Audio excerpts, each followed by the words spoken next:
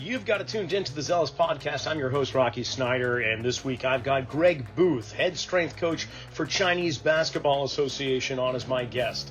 And we also can talk about where he's traveled, because it's been all over the place. Texas, California, the Midwest, Florida, Brazil, finally landing in China, and a whole bunch more. So hopefully you'll enjoy all he has to share. At the same time, speaking of sharing, if you want to find out more about the type of work that I do with foot wedges, closed chain biomechanics, and a whole bunch more to improve performance, the end of January on the 27th and 28th, we've got Physio X in Needham, Massachusetts, where I'll be doing a 2-day workshop. And then on the West Coast in Capitola, California at RFC, February 3rd and 4th, I'll be doing the same thing. You can go to my website, rockysnyder.com, for more information. In the meantime, subscribe to the channel and follow us on Instagram at Rocky_Snyder. Enjoy the show. Yeah, so I appreciate you reaching out and making contact, and I would love to explore what it's like internationally, especially obviously in China, with your experience with all the teams that you've been a part of. So I know it's more than just Chinese basketball, but I'd love to see if there is a difference, compare and contrast, if you will, between the approach in China that's taken with strength conditioning and athletic preparation, and what we're doing in the US, or for that matter, Europe, and insight on that. But what other things do you have preference of things you think would be interested to the viewers, to the listening audience? I think, like you said, the contrast, the difference in training in China compared to what we do here in the US is so vast. It's crazy. Really? Because the way that they go about things compared to what we do, we are used to starting from now, especially in high school. So you're getting, younger guys that are in high school that are becoming strength coaches and are able to go through high school and do it, as well as getting themselves situated educational wise. And then moving on to college and to the professional level, as well as the international level. And we're used to training different sports. They're not used to doing that. They don't know how to, because it's not in their system that way. So it's so different. And so they're more so learning in school than on the job, so to speak. Yeah. So it's more academic, and it's more not necessarily practical experience that they're getting. They're Exactly. they're learning from the textbooks. And of course, it takes a while for those books to be published and written. And so automatically you're somewhat dated if that's how you're getting your information. That's where you're going. Exactly. Okay, Exactly. cool. And I'd love to talk maybe at first about, how did this kid from Texas wind up in China? That type of thing would be a great story. Because the majority of the listening audience is 24 to about 40 or 44 years old, in that age bracket. They're getting into the professional realm, or they're interested in tapping into that higher level of training and conditioning. And it's always good to hear somebody's story of how they got to be where they are, so that people see that there's more than one way to skin the cat, so to speak. Right. I don't speak of specific athletes, rarely, unless the guest wants to bring somebody up. But there's plenty of sports talk all about specific athletes that I want to respect their privacy and their private life. And I'd rather get into the nuts and bolts of the machinery that supports and builds on such amazing athletes. Right. So, and then we just let the conversation go organic, man. We just go wherever it will take us, if that's cool with you. Okay. Beautiful. First and foremost, thank you for having me on the show. When you reached out to me, I was at a time that it was so chaotic. It was so chaotic, just going through things and trying to get things situated with my girls over in China. And our training schedule is just ridiculous. And that's another part of the program where we can talk about. Perfect. But me getting into China, it started way back in Brazil. Brazil? Yes. Okay, because but you grew up in Texas. How the hell did that happen? Well, actually, no. I moved to Texas. I'm actually originally from Michigan. I was born in Chicago and raised in Michigan, in Three Rivers, Michigan. Oh, so you were already practically a world traveler at that time. Yeah. Okay. Yeah. Raised in Michigan. All right, whereabouts? I lived in Three Rivers and then went to Western Michigan. So I'm right by Kalamazoo, Michigan. Nice. So raised there in country, a farm boy, baling hay, doing that stuff, as well as, a football player, football, track, and baseball. So that was, my cue to stay in sports because that's what I knew. That's what I wanted to do. Sure. So anyway, grew up there in Michigan with my grandparents. It was a great experience being with them, being with my aunt, and being taught how to be able to treat other people, especially when you're coming from a small town, and my grandmother's from Arkansas. So when you get someone from the South, it's totally different the way you're being raised. And so I had the honor to be around a lady. She passed away actually while I was in China, mind Mm. you. And it was just a great opportunity to be around a lady who was successful as a grandmother, as a parent, as a wife, as a Christian. So I grew up in that aspect, in that home life of just, what, you do you, and you become who you are, and just live life, do your thing. And so that was one of the things that I took at heart, especially when my grandpa passed away when I was 8. It was something that I always taught, said, what, Greg, you have to do what your grandfather has taught you and be the man of the house now. And so that's what I did. I took it upon myself to be the man and been able to grow up with women. So now when you're growing up with women, you have a whole outlook of of something totally different when you're just growing up with a man or both parents.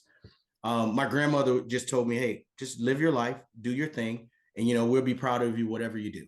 And so that's what I did. But anyway, coming from Well, I get a sense that you have a tremendous level of respect for those around you, and not just women, but you kind of, with the suggestion of from coming from the South and having that influence, or your elders coming from the South. We always said Mr. and Mrs. Exactly. You never called an adult by their first name. It was always Mr. Johnson or Miss Epstein or whoever it was. Yes. It was only when you became adult did you receive that title or honor to actually talk to them by their first name, if you even did that at that point. Because, like, for me, growing up in the Northeast, same thing. It's like all of our neighbors were Mr. and Mrs. and so on. And it felt very awkward to call somebody by their first name. And that has diluted considerably over the course of time. Where Yes. my kids now, yeah, they call adults by their first name. And I got to tell you, there's a little side of me in the back of my head that's going, I don't know if that's really right. So half the people that they know in our lives are Mr. and Mrs., and the other half are Bob and Susan and whatnot. So Yeah. I don't mean to ramble on, but I think I know what you're saying there, right? Yeah, you're absolutely right. And it's, like I have a 7-year-old daughter. I'm 50, I just turned 53, mind you, October Good 8th. for you. Yeah. All right, there you go. We're in the 50s. And it's all about yes and yes, sir. Or yes and yes, ma'am. That's the way we were raised. And so I teach my daughter that, and I tell her, and she's in jujitsu. So this is one of the things that I wanted for her to be understand is that when you're doing something, you want to put 150% all in, and you want to pay. And I give her 3 things. I gave her 3 words ever since she was 3: pay attention, listen, and absorb. Those are the 3 things. And you can ask her now at 7, what did daddy tell you? Pay attention, listen, and absorb. So those are the things that I took from my grandmother, and I absorbed a lot of things. I paid attention and I listened to everything that she said. So it made me who I am today, basically. And so, like you said, I respect everyone that's around me. I don't go out of my way to hurt anyone. I do my thing, and just be that as it may. Is I take care of my family. It's all about that. It's because it's not about me. It's about them. It's about my 2 ladies in my life. That's it. My mom is still here. Love her dearly. But those 2 ladies are the ones that I work for. I don't work for myself. And so everything that I do is for them. So again, like we was talking, Brazil is where we ended up at. I was coaching high school football in Chicago, and I was at Mount Carmel, mind you. You heard of Mount Carmel? I have. Yeah. So I was at Mount Carmel, and historic program. Yes, yeah. Yes. Your boy just got real tired of that cold weather. Well, I'm in California, man. Yes. So, so I got tired of that cold weather, and I walked into Coach's office. I said, Coach, I can't do it no more. He said, well, what do you want to do? I said, I need to go to a warm climate. Do we have any brother schools, any other place? And he was like, you know what? Let me check, and I'll call you tomorrow. Called me. He's like, hey, found a spot for you. I'm like, really? He's like, well, where is it? He says, California. I'm like, what? Sure enough, I moved to California within 4 days. I was on my way to Crespi. No So way. yeah, I coached at Crespi for 2 years and decided, after that 2 years, I end up moving over to Pacific Palisades. So I went to the Pacific Palisades High School because the guy who was the head coach at that school was also the athletic director, who I did not know, mind you, who coached against me in high school in Michigan. I love it. I love it. And for So listening audience, if you're not familiar with Pacific Palisades, we're talking Southern California and palm trees and everything out, In-N-Out burgers on the corners and yes, all that. I'm up north, closer to San Francisco, so it's a little bit cooler up here, but it's still yeah, California. And so, yeah. how did that go? So end up going through it. He hired me on this. He was like, I gotta get you because you was an all-state running back. What can I do? And he was like, you know what? You come from a great program, Crespi. We're gonna put you in. So I was actually the assistant D coordinator and the DB coach at that school. Nice. So I was there for that year, and he wanted me to move into his spot as the head coach. Politics, didn't get it, but that's okay.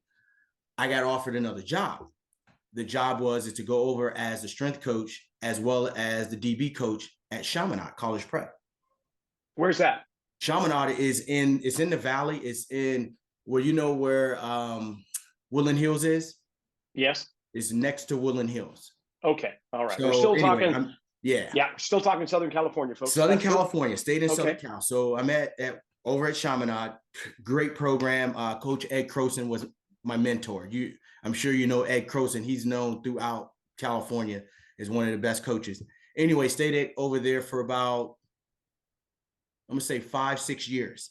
We won a state title in 2013. So I mean, we were going at it. So we did really well. Won a state title in 2013. I moved. Told Coach, I'm out of here. He was like, where are you going? Moving to Brazil. Of course. Why not? That makes complete logical sense. Right. What? You're moving to Brazil? Coach, I'm moving to Brazil. Sure enough, boom. I was out that week, flew out to Brazil. That's where I met my wife. I was going to say there's a lady involved. There had to be a woman involved. Well, reality, I had met her cousin. It's man, my life is crazy because I went to Brazil prior to that to get my license in soccer. Oh. So I have 2 licenses in soccer from this company, which is called B-Foot down in Florida, Brazilian company. And so I met a guy. My friend was like, hey, you want to talk to my buddy? He speaks Portuguese. He's like, huh? He's like, yeah, he speaks Portuguese, blah, blah, blah. So he's like, oh, what? So he said, you know what? My cousin, she lives in Curitiba. She probably can help you with soccer. Because I wanted to transition to soccer because it's a sport that I work with, but I was like, I think that'll be something that would be really interesting to do. And so I went to Curitiba, called her. She never met me. She was like, oh, well, I'm tired. I just got home from work. So I'm sorry. I said, okay. I'm leaving back to California tomorrow. She's like, well, just call me when you get back. I'm like, okay. So I called her, blah, blah, blah. We connected. So I flew back out to Brazil. We connected. We started dating, blah, blah, blah. Told Coach I'm leaving. Went to Brazil. Flew out in Brazil in the 2013 when we won. Right after, I flew to Brazil. So that was like in December, January. How long did you stay there for? Stayed in Brazil for almost 3 years. Wow. Almost all right. 3 years. Yeah, because I started, mainly soccer, strength conditioning with soccer. No. And this is the thing, because I didn't get any soccer jobs. So I'm like, wait a minute. So I'm like, all right, what are we gonna do? And so my girlfriend now, my wife, she was like, they're looking for a football coach here because Brazil has one of the, how can I say it? They have more teams than any other country for American football.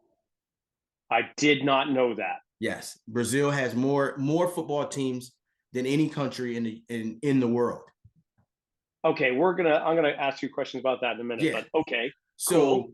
A team approached me and they said, hey, we would love for you to be our head coach. So my god brother, which you probably know, Johnny Mitchell, who played in the NFL, tight end. Really? All right. So Johnny and I were there. So he was like, "Greg, hey, we should go in and do this." So we sat down with the people, blah, blah, blah. Buddy of mine was like, "Hey, we need you guys here," and he's from India. And so he was there. So he became our offensive coordinator. And my brother, he was also the offensive guy. And then I did the defense and the head coach. So we worked with the team and we did well, did a whole bunch, just changed the whole dynamic of football. And so by me coming in from winning the state title, they've never done what I've done in the States. It's even though that my brother is American, our friend is Indian. It's different when you're a player, and when you're a coach, it's totally different. Some players can be good coaches, some players can't be. Sure. It's just that way. So Johnny, I told him, I said, "Hey, bro, I'm gonna come in. I'll do everything. I'll set the plans, practice plans, everything, strength conditioning, and I'll get everything set up." So I did that, and so we started on a great run. We were killing people because they didn't have that organizational skill as someone that is living in that country. So it was so different from them to see how I planned out practices and how I planned out the training programs. And so for them, they were like, "This is something new," because I speak Portuguese and Spanish. Of So course you do, Greg. Yes. I so, would have never assumed otherwise. so This is a great conversation. I'm just loving where this is all going, and I have no idea where it's hey, it's going so head, excellent. up. It's going head to China. So so we ended up doing that. We had great time, great run. Coached this team we coached it for about a year. We ended up getting to the championship. We lost to another team that was North. Anyway, we ended up getting a call. Now, this was something that I didn't see coming. There was a new professional league starting in Brazil. And it was called the LFA, the Liga Futebol Americano, Liga Futebol Americano. So I'm sitting here like, what? And they was like, "Oh, we would like for you to be the head coach of one of the teams that's going to be in Sao Paulo." And so there was going to be 2 teams in Sao Paulo, 2 teams in Rio. I think it was 1 team in Bahia, and then it was about 6 teams. But anyway, I got the coaching job. I moved to Sao Paulo, and my girlfriend at the time, she stayed in Curitiba. She was pregnant. So we were like, "Okay, all right, boom, I'll be there." Come to find out, I became friends with another guy, which you probably know, which is Tony Simmons, who played in the NFL as well, played at University of Wisconsin, who actually played in New England Patriots. Yeah. So him and I, we're good friends because he's the other head coach of the other team in Sao Paulo. Wow. So we were, so it was just him and I, and then there was a couple other Americans that were spread out, a couple over in Rio, but good friends of ours. So we just had a great time, just building our teams, getting everything done, we had a draft. It was a whole big thing. Great. Neither did we know the guys didn't listen to what we were saying, and it actually folded. The league folded, which was fine. I had no problem. I ended up going back to Curitiba. They, of course, as long as they was paying me, I was good, bro. That check in there, I'm good. But I went back to Curitiba, and Patricia was like, "Don't you want to go back to the States?" And I'm like, "I don't know, because I was so relaxed and comfortable in Brazil. It was the stress of being here in the States. I didn't have it in Brazil. So I was like, "I don't know." And she was like, well, why don't you try?" I was like, "Okay, fine." So I ended up putting out my resume. I sent my resume to various colleges because I wanted to go to college. I didn't want to go back to high school, so I wanted to do college. So I got 4 hits. 2 of them were from Iowa, 2 were from Florida. And I was thinking, I said, well, I lived in Florida before. I don't really think I want to live in Florida again. And then the Iowa, both of them, one was from Des Moines, the other one was from Grinnell. And so I was like, okay, Division III school. It's one of the most expensive schools to go to, Grinnell College. They have one of the highest, endowments that you can look it up, but they have one of the highest endowments in the country. I think it's like 1.5 billion was their endowment. So to go to that school now is about $66,000 a year. So he said, "Hey, I want you to come in, for this interview because we like you. I think you'll be a great fit for us." I'm like, okay. The other one that I like, which is in Des Moines, it was good. It just didn't feel right. So I went on over to Grinnell. I took a train, Amtrak from Florida to Chicago, stayed at my mom's for a couple of days, and then drove over to Iowa to Grinnell.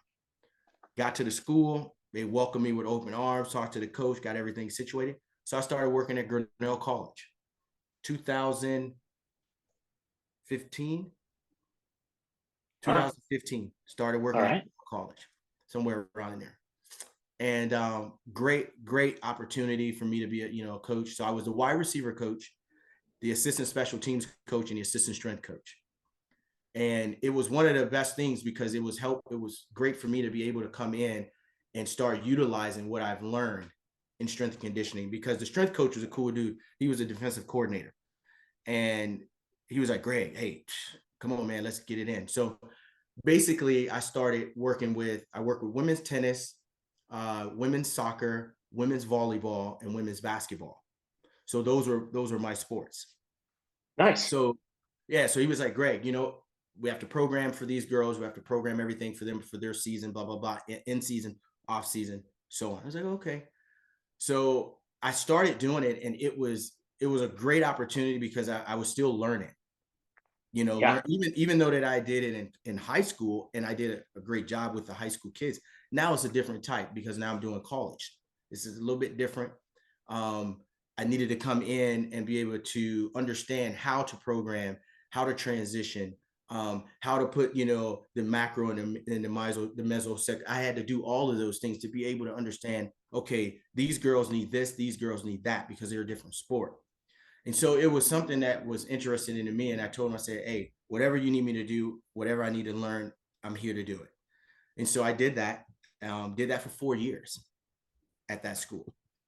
So in my second year in the school, I got a call from my agent. Now I have an agent.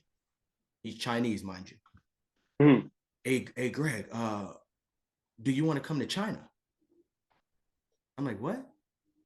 He said, do you want to come to China? I was like, what do you mean?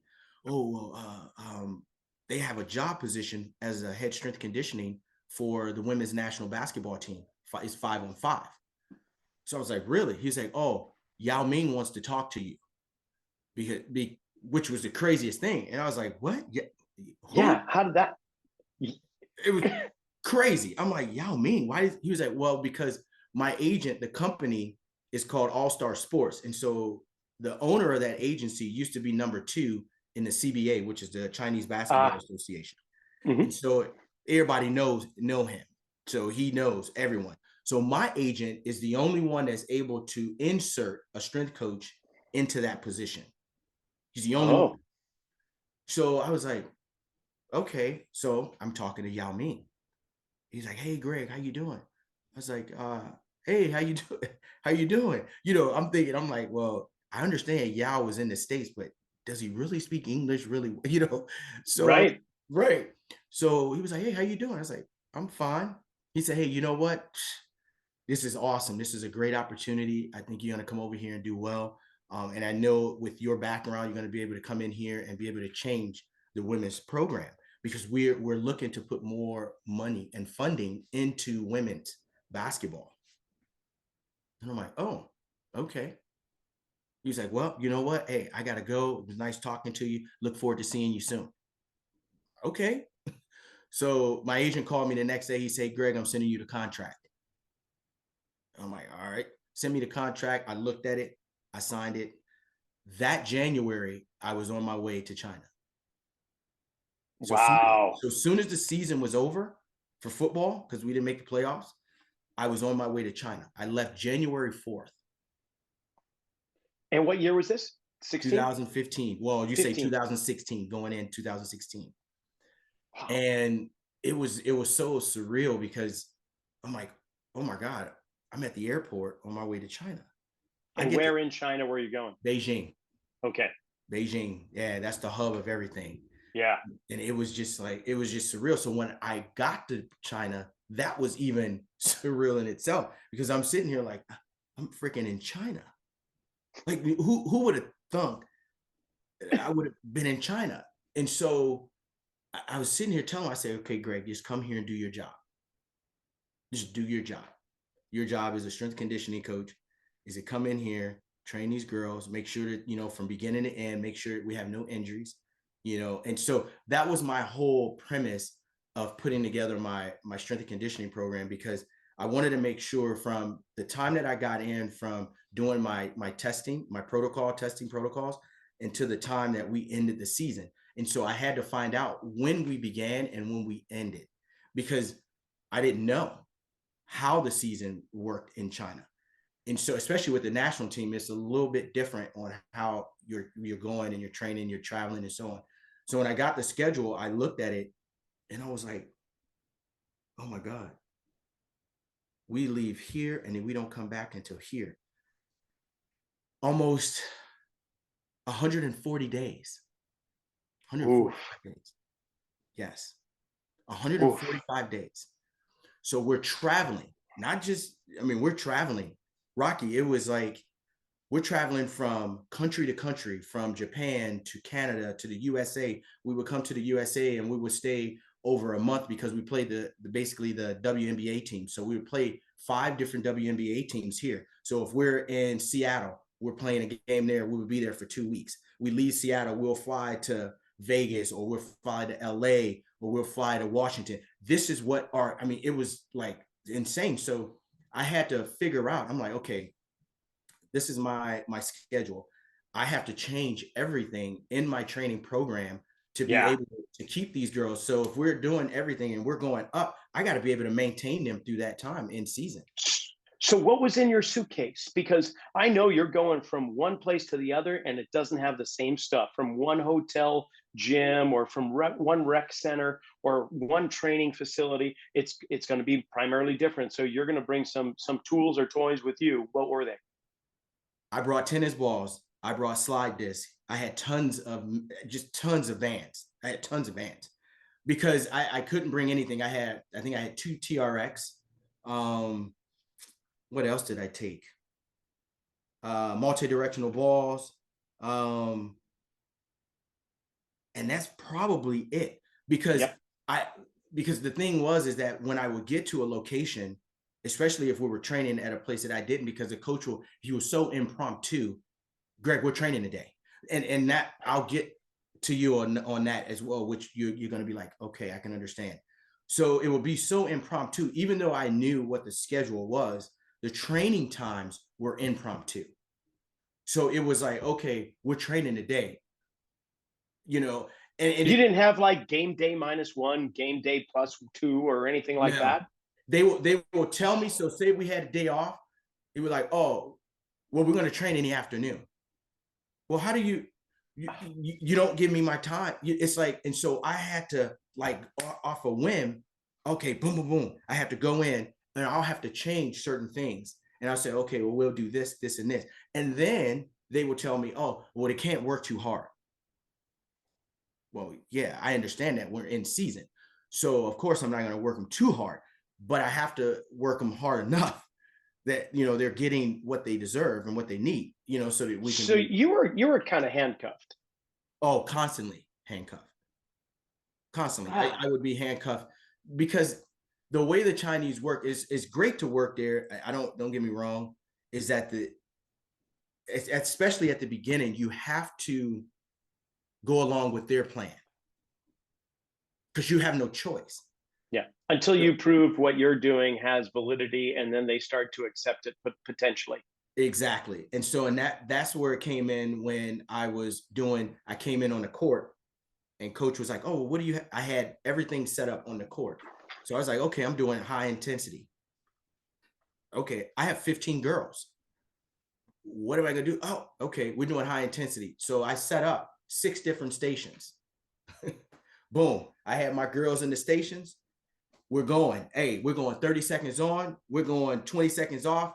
You're going to have a 30-second, so I had them just doing different things. We either had kettlebell swings, we had squats with the bands. We had alternating lunges. I had skater jumps, everything to help them to do what they need to do. But it wasn't hard on their joints. It was more body, so it was it was good for them, and it was good for the coach to see, oh man, he came up with this off the top of his head.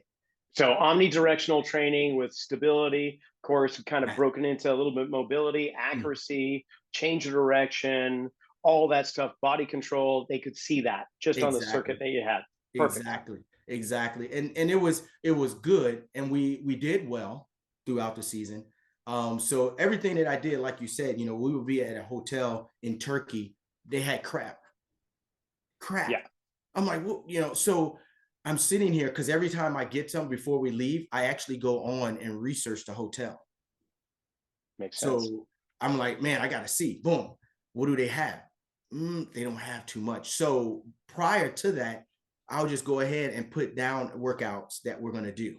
I say, okay, we're going to do this. We're going to do this. Oh, you know what? I'm going to have the girls doing this. So I would come up with different types of exercises for the girls, and it's mostly body weight. Push-ups, mountain climbers, jumping jacks. Sometimes I'll have the girls do fireman carry with one another, or they'll do, sandbag squats, but with each other. So I would have them doing different things for them to be able to actually get the workout, because if they didn't do anything, they would be non-existent. Sure. And so I told the coach, I said, Coach, I got to make sure that the girls are getting what they deserve, but I can't do anything when we don't have anything. So he was like, oh, okay, well, what we'll do is we're going to try and find a place prior to us going, a gym, actual gym, because the budget was there. They can actually pay for it. Great. Okay, so we did that, and it was okay. But my whole time and my premise of that first year of me being in China was me learning. It was a learning experience for me to be able to understand what I needed to do, how I needed to do it, coming in with a program that's going to help them be successful, and having my program set prior to me getting in there. And so I had everything done prior, but then I had to change everything once I got on the road. And I said, okay, I have to adjust, and that's fine. That's what you have to do as a strength coach. And as you have experience, you got to understand how to do things. You got to be able to say, okay, I got to be able to do multi-directional I got to do multi-directional things. I have to do cone drills, ladder drills. I have to do whatever I can do to be able to get these girls to be steady and strong and stable. And so that's what I was doing. It And was then hard. in your life of musical chairs, then I get a sense that suddenly the music stops and you have to find a new chair. And so you stay with that team, with the Chinese national women's basketball team, but then you're not there right now, are you? I mean, where are you now? No. So let's leave the 5-on-5. So when I left 5-on-5, I was with them for 5 years. Okay. Left them. When I left them, I got offered a job to go with canoe and kayak, the national team in China. Oh, that's But something completely different. totally, oh, you're gonna love everything I tell you. That's But awesome. I didn't take. Go ahead. Yeah, I didn't take the job. I didn't take it. Why? What's up with that? Because I was, at the time, I wasn't, I wanted to come home. I wanted to come home and spend some time at home. Spend some time with my daughter. She was young, Mhm. so I wanted to get some time with her, be with her. And then my agent was like, Greg, there's another job. And I was like, what are you talking about? He said, oh, pro basketball in China, pro men's. So I was like, okay, that's good. So I took that job. So I went to men's basketball, the pro league. So there's two pro leagues in China, the CBA and the NBL. The NBL is like the D League here. Okay. And so I took that job. Great job. The head coach was Korean coach, awesome guy. Let me do what I wanted to do with the guys. I did a lot of drills on the court, a lot of stuff in the lifting and the weights. Just getting them in the weight room and doing different things with them. It was something that I love to do and show this guy from Korea, because Korea, they tend to overwork, and they tend to overwork their players, and they tend to get injured. And what they get injured on is their knees. They have a lot of knee injuries. They have a lot of ankle injuries. So I came in and I told him, I said, Coach, we need to start getting some balance. We have to get balance with these guys. We need to get posterior and anterior. We got to get some balance, because these guys aren't doing anything laterally. They're doing everything straight. They was doing straight. That's all they were doing. Just sagittal plane linear action. That's it. They didn't do anything that was going backwards at all. So, they didn't do anything. So I was like, Coach, we have to change the dynamic of the training so that we can get these guys on the right path. And he was like, okay, came in and I did that. And I had a great time doing it. We had some guys that were really gotten stronger, gotten faster. They just did everything that I asked them to do. And COVID hit. So the funny thing is I had just left for vacation, came home. Agent called me, Greg, you're gonna have to stay in the States. For what? Oh, there's an outbreak in China. I'm like, you gotta be kidding me. Sure enough, I couldn't go back to China because of COVID. Wow. So that happened 2019, right? Yep. To 2020. In January. Yeah. January. Because I came home for my daughter's birthday. It was the 22nd. I was supposed to leave on the 28th to go back. And things were starting to stir up in China by then. It wasn't until the middle of March that things hit the fan here in the US, but it was stirring already in China. Exactly. So anyway, I'm here doing my thing, just relaxing with the family. So now we're down the road, let's say 9 months down the road. Everything started, getting a little bit better around certain places. So my agent called me again, because we had dissolved my contract with the basketball team because I couldn't get back in. We dissolved that. They paid me out. He called me. He said, Greg, we have a new opportunity. I'm like, what are you talking about? Canoe and kayak. Again. It came back because the guy who was the big boss, Dr. Leo, he always wanted me because he was good friends with my agent. He always wanted me to go. So what they did is that the canoe and kayak men's and women's team, they left China and they were training in Iława, Poland. Yeah. So they said, oh, Greg, they want you, blah, blah, blah. I was like, okay, man. And I skipped some other stuff. I'm telling you, I've been so many places. I didn't skip some stuff. I'm getting a feeling for it. I'm just a hint of it. I was with short track speed skating before that, but I'll come back to that. But anyway, so I go there to Poland. They fly me to Poland. I stayed in Poland for 4 months training that team, which was another feat in itself as well, because they want to do ergometer all the time. They have no understanding that, that puts a lot of stress on your knees as well as your back if you're doing it for a certain amount of time and too long. And so they were doing it, and I'm sitting here because I spent 2 days just looking, and I was like, okay, I'm gonna investigate what's going on. And I'm like, you're not supposed to do that. That's not good for their knees. And we had a sports science guy who was German who was there. So it was him, both of us. So we're looking at this and we're like, this is not good. And he had already been in China for 12 years. The German guy, he had already been there for 12 years. So him and I became close, and we were just going over a lot of things. And I was like, well, we can't be doing certain things because it's going to hurt the canoe and kayak. So to take it to where you want to know, I know you have a question, because canoe and kayak is Rocky is totally different sport. I've never imagined that I would ever go to something like that and learn something different. Never. But you did. Oh, Rocky, it was interesting because when you're sitting there and you're evaluating what's going on, you're looking at both canoe. Canoe is what? It's asymmetrical. Yeah. And kayaking is much more symmetrical, but an alternating kind of opposing fashion. Exactly. And so I had to figure out, I'm like, well, you have an asymmetrical sport and you have one that's not, that's actually you're sitting and you're actually moving, left to right. So I'm sitting here wondering, how do they get stronger? And, what do they do? And so I was looking and I'm looking. And so what I was finding out is that with the canoe, it was because it's asymmetrical. They're here. They're in this position the whole time. So what are we working? We're working what? That hip flexor on one side, glute medius and hip extensor on the other. Yeah. Yeah. So rotation and primarily in one direction. You got one shoulder flexing, one extending. Exactly. Yeah. And so I'm sitting here like, wow, Greg, you you done got yourself in something you don't know about. You done jumped in something you don't know about. So it was interesting because I had to sit back and I had to go through things, and I'm like, okay. And I was talking to the coaches, and they said, we just need for you to be able to get them stronger, especially because canoe is one of those sports that they go for a long period of time. Mm-hmm. And they need that endurance, but they also need that strength and stability in that knee joint as well as the hip. So I was like, okay.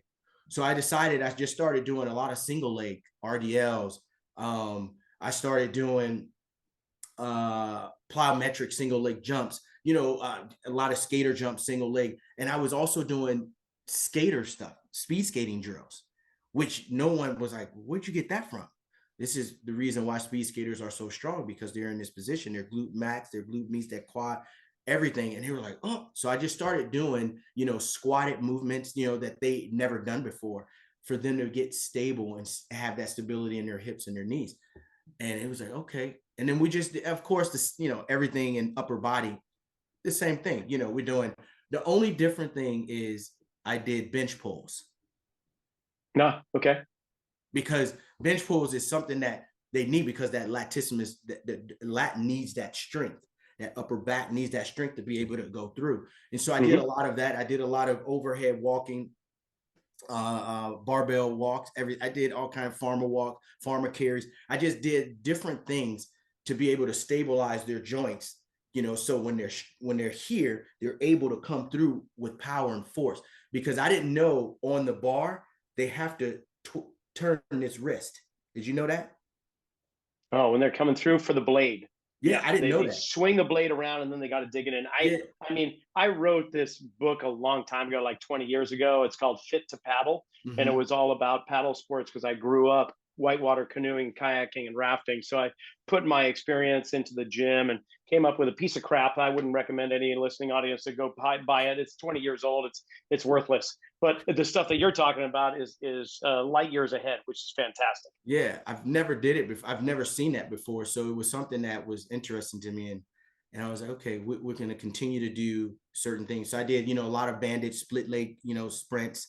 We did a lot of different things, a lot of different movements for them to be able to get stronger. I did a lot of cone drills. I did a lot of high intensity workouts with them on the grass. Nice. Because they need that cardio, because they're going 2,000 or actually 200 to 300, 400 meters. When they're doing that. I was like, one of our girls, she does 5,000 meters. She did 5,000, 17 years old. That's 15 to 20 minutes outright, at least. Yeah, at least. And so when they told me, they was like, oh, Lily does 5,000 meters. I'm like, are you kidding me? And he was like, coach, she needs to be in shape. So I would do so many things with her with high intensity that it was like, because I would change the level of her high intensity all the time. So it would help her to be able to react when she's on that water. So say if she does 100 meters, then her body is able to adjust. So I had to switch every single time on the high intensity. So if we was doing, say, 40 seconds, the next time I'm coming and I'm doing it for 20. Then I would what I love about this, Greg? I love the fact that you're taking in all of your previous knowledge and experience from a vast number of sports, and some you haven't even listed here, and you're integrating them in a lattice work, and a quilt-like fashion, where you're taking from different areas based on the methodology and the movements required, not on the specificity of the sport. Right. And when I say specificity of sport, I think that's a misnomer. Somebody will say, oh, these are sport specific exercises, because they kind of look like something in a sport. But in truth, if you put somebody in a sport stance and then feed force in different directions, that's going to be a little bit more sport specific, kind of like what you're doing with the lateral action of speed skating, staying in a crouched position. There is a tremendous amount of abductor, adductor action in canoeing and kayaking. You need to be driving. It's not just pushing down straight into the hull of the boat, but you've got that knee braced against the side hull. against the gunnel or whatever you're going to call it. And there's so much more. So to understand that and to utilize your previous experience from basketball to football to wide receivers to D-backs to soccer in Brazil to everything else, speed skating, and then kayaking. I love this. I love it. You are a mutt, my man. You are in all the positive ways.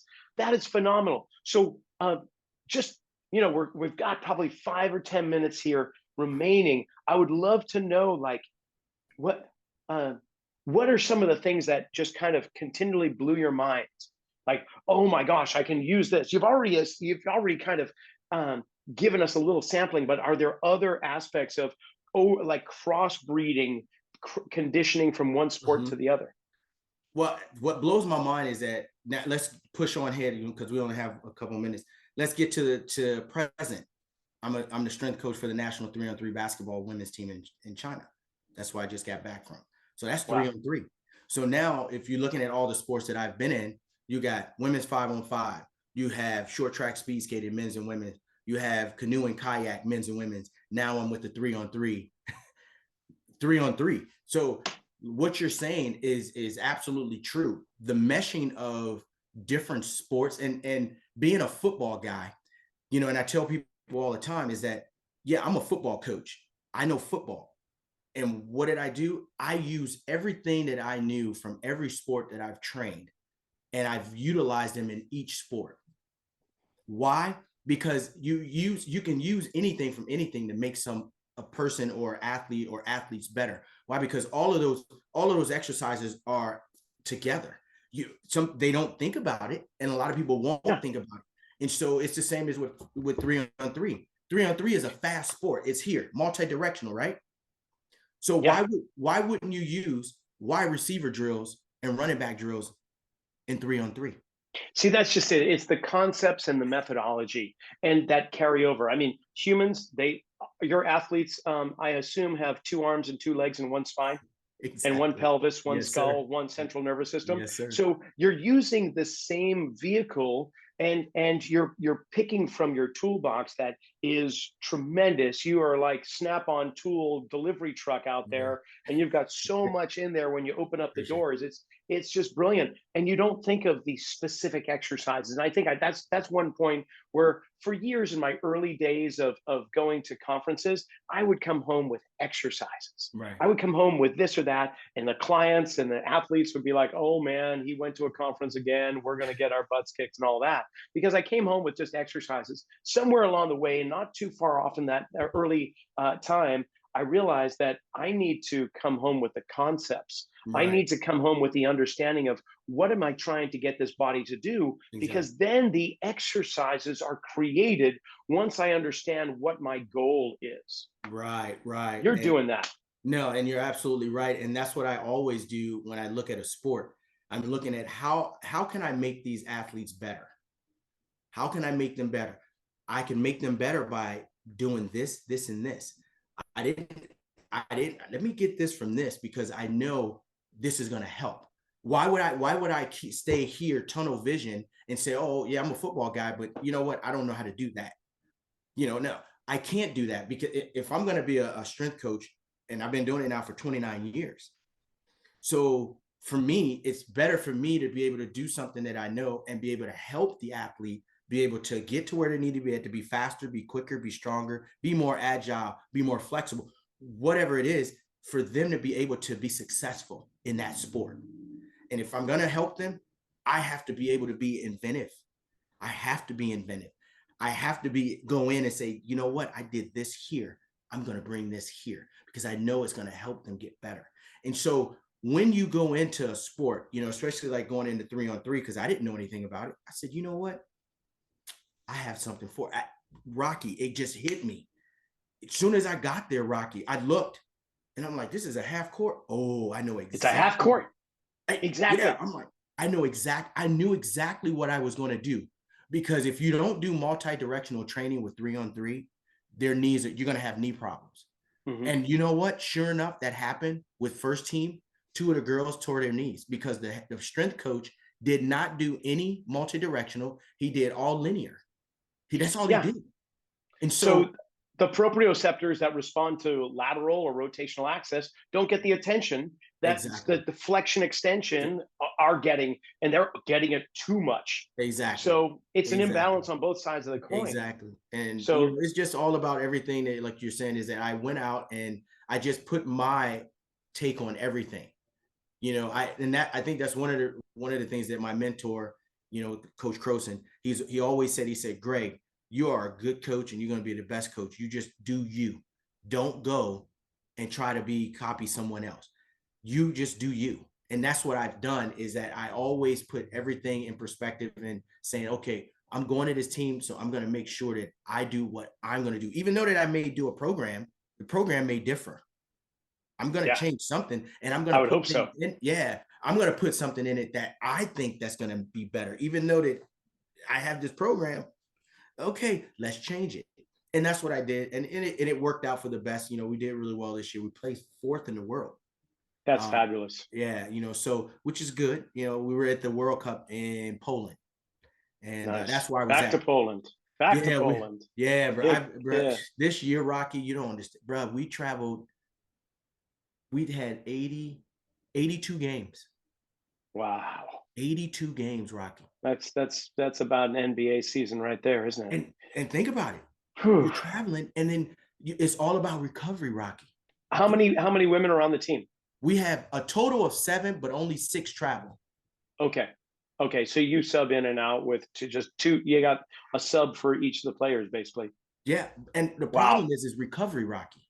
Oh, I can only imagine. Oh, It's horrific. I know I only have a few seconds, but the one thing is about, like I said, about China, it's great to work there, but the culture is different because the girls don't like to do recovery. They don't like to do Oh. hot and cold. They don't like to do that because they have this thing about cold doesn't help them get pregnant. Mm. No, I'm dead serious. It's like they don't eat anything cold. They don't drink anything cold. If they do eat something cold, it's an ice cream bar now and then. But for the most part, they refuse to do cold, and they'll do the hot tub, but they will not do the cold. Now, I told them, I said, listen, we need to do contrast. I have to do contrast. We'll do it 8 minutes. You're gonna do 4 minutes cold, 4 minutes hot, but we're gonna 1 minute, 1 minute, 1 minute, and you'll be done. I said, you're gonna recover. Now, I can get that and shorten it. Now we don't have to do as much warm, or we can do more warm and less cold, whichever you want. Oh, let's do less cold. So I would cut it down and do 2, but then they would have to go and do 6 on the warm. But and that was my only way to get them to recover. And when we're on the road, I told them, listen, you have to foam roll. You have no choice. You have to foam roll. We don't have hot and cold.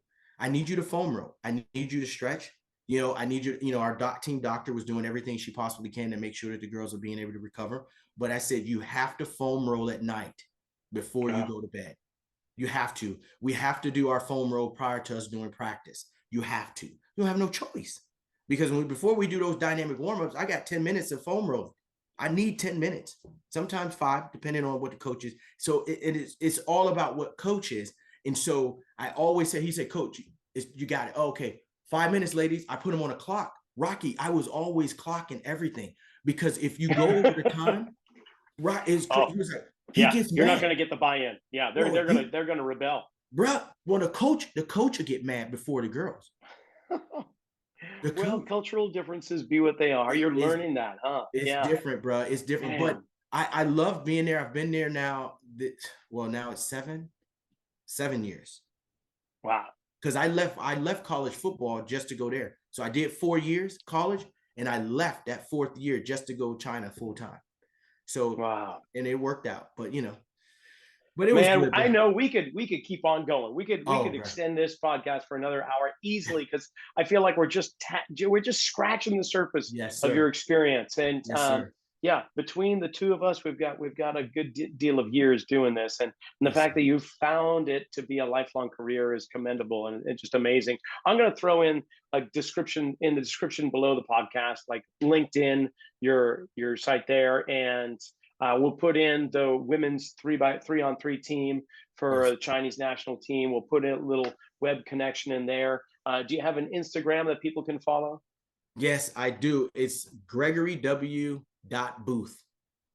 All right. We'll put Yes, that in the sir. description as well. Greg, this has just been fantastic. I can't thank you enough for making this happen. And I wish you the best in your kind of off season right Appreciate it. now as you Appreciate enjoy a little domestic life before you have to head back to Beijing. it.